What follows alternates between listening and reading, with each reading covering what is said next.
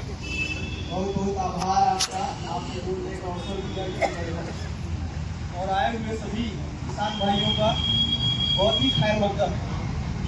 यहाँ पे जो लोग भी मीटिंगों में आ रहे हैं उनसे हमारी कोई शिकायत नहीं, सच में वही लोग जिंदा लोग। तो जैसे भी आ रहे हैं आप अपना समय दे रहे हैं, अपना बचाने के लिए, गांव का बचाने के लिए, अपने दोस्त का बचाने के लिए, रिश्तेदार का बचाने के लिए, आप जो भी बचाने के लिए अपना समय दे रहे हैं वो सारे लोग जिंदा लोग। और वो यहाँ पर किसानों का समर्थन करने के लिए गाना गाएं, डांस करें, कविता करें, भजन करें, जो भी करें वो किसानों के पक्ष में, उनसे हमारी कोई शिकायत नहीं है, ना हम कोई शिकायत करेंगे। तो जितना लंबा भाषण दे उनके भाषण से भी हमको कोई दिक्कत नहीं है। यहाँ के लोगों से हमारी कोई शिकायत ही नहीं। यही वो लोग हैं जो लगातार आज 12वां हफ्ता है और इस कारवां को लगातार ढो रहे हैं। लेकिन शिकायत है तो इस देश में जो मुसलमानों की सरकार है उससे शिकायत है। अगर ये हिंदुओं की सरकार होती तो निश्चित रूप से हमारा कोई बाल बांका नहीं कर सकता। लेकिन ये देश और प्रदेश में मुसलमानों ने एकदम अत्याचार कर दिया। जान लीजिए आप, इनको भगाना पड़ेगा मिल करके। हमारी बात आपको बुरा लगे अच्छा लगे, अगले बार से कह दीजिएगा कि ना आइएगा भाई। लेकिन ये बात आपको समझना पड़ेगा कि कौन लोग हैं जो पानी पी पी करके बड़ी बड़ी बात कर रहे थे, और कौन लोग हैं जो आपकी जमीन लूटने के लिए आपको लगातार बैठने के लिए विवश कर दिए, सोचने के लिए विवश कर दिए। 2-3 लोगों को हार्ट अटैक से मौत हो गई जिसकी चर्चा लगातार नहीं हो रही। हमको याद है पीछे नीरज भाई बैठे हैं, हम लोग सुबह टहल के आ रहे थे, हम लोगों के बहुत अजीज, बहुत प्रिय और हम लोगों का हमेशा साथ देते रहते थे हम लोगों के मोछा भैया, गांव में उनको मोछा के नाम से जाना जाता था। और सुबह सुबह मिले, बोले कि क्या यार मनोज बताओ यार जमीनिया न बचे का। हम लोग बहुत गंभीरता से नहीं लिए, दोनों साथी मुस्कुराए और आगे चला गए। भैया वैसे रहे तो कैसे बचाई पावा जाए, यही कह करके हम लोग चले गए। लेकिन हमको नहीं पता था हम लोगों को कि वो गोतावा की मीटिंग से आए हैं और उनके दिल में ये बात कहीं न कहीं कसक रही। जब मर गए सब मर गए हार्ट अटैक से, तब इस लड़ाई को हम लोग गंभीरता से लेंगे। और साथियों याद करिए इस बात को, अभी गांव में जब चुनाव शुरू होता है, अभी यहीं पे नगर निगम का चुनाव चल रहा था। कितने लोग लड़ रहे थे चुनाव यहाँ से 11 नंबर से? 14-15 लोग थे। और 14-15 जब मिले तो ऐसा बताओ कि जैसे उनसे बढ़िया नेता क्यों नहीं है। अगर उनका गांव जिम्मेदारी दे देगा तो जान गांव में कोनो दिक्कत ना हो पाए। 14-15 और 14-15 का नाम हम लोग बता सकते। इसी तरह से हर गांव में ऐसे लोगों की पूरी लिस्ट है कि जब चुनाव आ जाता है तो एक कुकुर मुत्ता की तरह जो है चुनाव लड़ने के लिए आ जाते हैं। इससे पूछिए कि कहो चुनाव ना कहे लड़ते, किस बात के लिए चुनाव लड़ने आते हैं, किस बात के लिए कटोरा लेके भीख मांगने आए आप हमारे दरवाजे पर। अगर उनसे हम नहीं कर सकते ये बात तो हम लोग अपनी जमीन कैसे बचा पाएंगे। तो जितना चुनाव लड़ने वाले हैं, चाहे वो जीते हो, चाहे हारे हो, चाहे नामांकन किए हो या किसी भी उम्मीद से, अगर वो आपके दरवाजे पे कभी आपसे कहने आए कि आप एक बार हमको मौका दे दीजिए भैया, अम्मा, बहनी, दीदी, एक दही केवल मौका दे दे कि जान लगे हम कहीं दिखाई दे जो पुरंका प्रधान नहीं करे क्यों नहीं करे भैया। तो ऐसे लोगों की लिस्ट निकालिए गांव में, उनसे पूछिए कि जब आज गांव पे संकट आया है, या तो हम ये मान रहे हैं कि इससे बड़ा संकट ये कोई संकट ही नहीं हमारे लिए। आप ईमानदारी से बताइए, हमारे तमाम जिम्मेदार साथी, बुजुर्ग साथी, विद्वान साथी बैठे हुए हैं, आप ईमानदारी से बताइए इससे बड़ा संकट आएगा क्या गांव?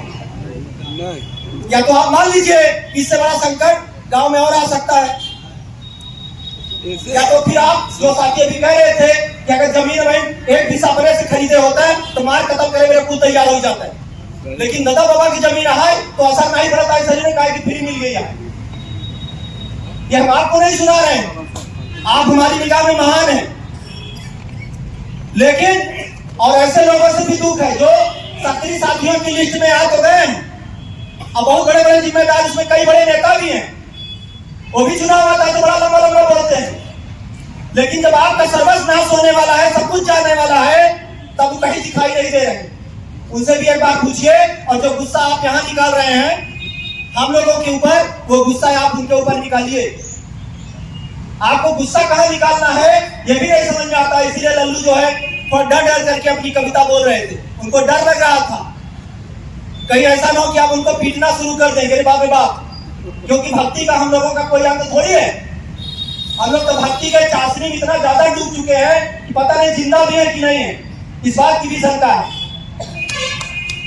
तो बहुत ही सम्मानित साथियों, बहुत ही प्यारे साथी हैं आप, बहुत महान लोग हैं, और इतने लोग कम नहीं होते हैं। ये 5 लोग अगर टिक जाए तो सरकार मूत मारेगी, इतना आसान नहीं है। भगत सिंह को पता करिए, भगत सिंह आप वही के परिवार से आते थे, भले वो पंजाब से आते रहे, कितने लोग थे, लेकिन सरकार के हाथ पांव भूल गए थे।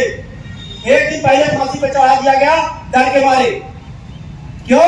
क्योंकि भगत सिंह लगातार जो आंदोलन चला रहे थे, वो बात शुरू में लोगों को समझ में नहीं आई, लेकिन धीरे धीरे वो बात देश के लोगों को समझ में आ रही थी। मैं कहना ये चाहता हूं कि अगर हम लोग भी धैर्य के साथ अगर ये आंदोलन चलाते रहे, आंदोलन को केवल जिंदा रखे, तो कल अगर बड़ा संकट आएगा, सरकार किसी तरह से हमला करेगी या कोई योजना बनाएगी, भी मेला से जब खाली हो जाएंगे तो हमारे ऊपर डायरेक्ट हमला करेंगे, वो इतना आसान नहीं है। तो निश्चित रूप से अगर हम लोग पूरे पेशेंस के साथ, धैर्य के साथ, बिना तमाम लोगों को गाँव बक्के, अगर प्रेम से हम गांव के लोगों को ये बात कहते रहे कि साथियों अगर जंगल जल जाएगा तो चिड़ियों को भी घोंसला बनाने के लिए जगह नहीं मिलेगी, और जो उसमें जानवर है उनको भी ठिकाना नहीं मिलेगा। जब जंगल के पेड़ जलेंगे तो उसके साथ जानवर और पंछी भी मारे जाएंगे और बेआसरा हो जाएंगे। ये बात हमको गांव के लोगों को समझाना है, और आप ये लगातार चलाते रहिए। निश्चित रूप से कल लोग आपके साथ जुड़ेंगे, मुझे उम्मीद है, मैं इस उम्मीद और भरोसे के साथ हूं। बस दिक्कत उन्हीं लोगों से जो बड़े बड़े नेता हैं हमारे बीच में। आखिर भैया राजनीति तो समस्याओं को हल करने के लिए होती है, और नेतागिरी भी आप समस्या को हल करने के लिए है। बहुत से मंगल ग्रह की समस्या आप समाप्त करने के लिए राजनीति कर रहे हैं भैया। आज जब जमीन जा रही है तो आप कह रहे हैं कि बड़का बड़का किसान की जमीन जा रही है तो हम कहे बोले, लेकिन जब न्योता आ जाता है तो मुझे याद है कि आपके यहाँ से तिरही बरही का जब न्योता जाता है तो कोई ये नहीं पूछता है कि किस बिरादरी के यहाँ न्योता है। कचर कचर के घुटकी तक खा करके लोग लौट जाते हैं, कहते हैं आज पनीर बहुत अच्छी बनी रही। तब आपको समझ में नहीं आता है, चुल्लू भर पानी हो तो ऐसे लोगों को डूब करके मर जाना चाहिए कि न्योता खाने के लिए है। लेकिन आज जब गांव का भाईचारा खतरे में है, तब आप अपनी दीवारों से झांकने के लिए भी तैयार नहीं है। शर्म आती है ऐसे लोगों से। गुस्सा क्या करेंगे? गुस्सा तो जिंदा लोगों के ऊपर हुआ जाता है, मुर्दों के ऊपर कौन सा गुस्सा किया जाए? रहा सवाल साथियों आपकी लड़ाई का, तो आपकी लड़ाई लगातार ठोस रूप ले रही है।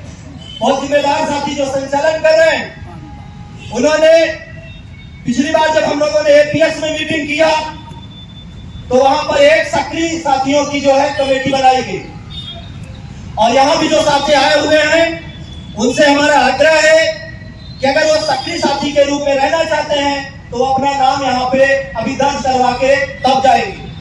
और जिन साथियों का सक्रिय सूची में नाम दर्ज है, मैं उनसे भी अनुरोध और विनय करता हूँ कि वो निश्चित रूप से मीटिंग का ख्याल रखें और समय से जरूर पहुंचे। और आप अगर लगातार ये मीटिंग चलाते रहे, आपका ये कारवां यूं ही चलता रहा, तो निश्चित रूप से हम ये लड़ाई लड़ेंगे और जीतेंगे, पूरा विश्वास है मुझे। और अभी सरकार जितना उनके पास सेना और पुलिस हो, सरकार आपके दम पे चलती है, चाहे जिसकी सरकार हो। अगर आपने हरियाणा और पंजाब के किसानों से नहीं सीखा है तो फिर से जाइए और YouTube खोलिए और सीखिए कि जब यहाँ इस देश का निजाम आपके खिलाफ वो 3 काले कानून ला रहा था। आपने सुना होगा कि 3 काला कानून, लेकिन आपको पता नहीं वो 3 काले कानून क्या थे। अगर वो 3 काले कानूनों को पंजाब और हरियाणा के लोगों ने ध्वस्त नहीं किया होता तो आज आप मीटिंग करने लायक भी यहाँ नहीं बचते। वो ऐसे कानून थे। लेकिन मैं बहुत बहुत सलाम करता हूँ उन लड़ाकों को, उन बहादुर किसानों को और उनकी शहादत को, जो 700 लोग मारे गए। मारे तो इस मेले में भी कई हजार लोग गए। जब मैंने एक दर्शनार्थी से कहा, सुबह में हम लोग दोनों साथी टहल रहे थे, हम लोग बोले कि भैया बहुत भीड़ है, बहुत बड़ी घटना हो गई है, आपको तो पता ही होगा, थोड़ा भीड़ का ख्याल रखिए, छिम हो जाएगा तो चले जाइएगा। तो बोला कि बचाओ बचा कहाँ हो, अगर यही बहाने मर जाओ तो गंगा माई कोख में समा। आप सोचिए कि जब कुछ नहीं मिलने वाला है तब भी आदमी मरने के लिए तैयार है। तो अगर हम अपनी औलादों के लिए, अपने आने वाली पीढ़ियों के लिए अगर हमारी जान भी चली जाए तो कोई बड़ी बात नहीं है। इस बहादुरी के साथ, इस ताकत के साथ हम लोग लड़ने के लिए तैयार। और इसमें हम लोगों का जा रहा है कि नहीं जा रहा है, इस बात के लिए आपके साथ नहीं आए, और इस बात के लिए भी नहीं आए हैं कि हम लोगों को प्रशासन से बार्गेन करना आता है कि अगर आपके साथ ना भी खड़े हो तब इसमें बहुत सारे लोग हैं जो प्रशासन के साथ बार्गेन करके अपनी जमीन बचा सकते। लेकिन साथियों, मन में ये मनसा नहीं है।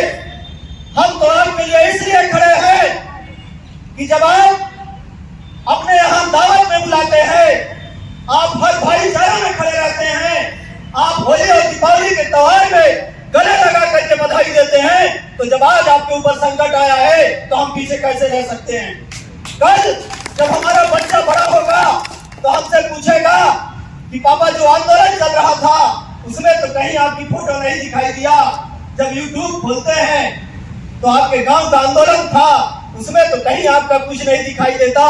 तो हमारा चेहरा शर्म से झुक जाएगा और हम अपने बच्चे को ये जवाब नहीं दे पाएंगे कि हम अपने गांव का भाईचारा और प्यार मोहब्बत को बचा नहीं पाए और वो लुटेरों ने लूट लिया।